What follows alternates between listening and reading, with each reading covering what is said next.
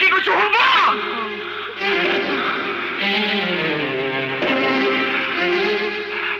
তোমার মায়ের না দেওয়া পর্যন্ত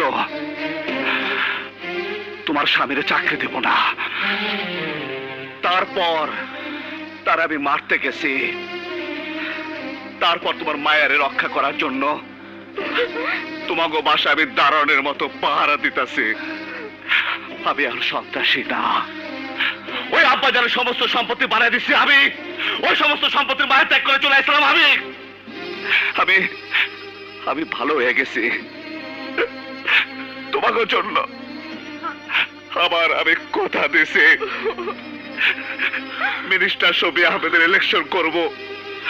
শর্ত কি জানো? আরে শর্ত কি তোমরা জানো? কি শর্ত ছিল তোমরা কি জানো? হ্যাঁ, তোমার তোমার এই মায়ের বিয়ার জন্য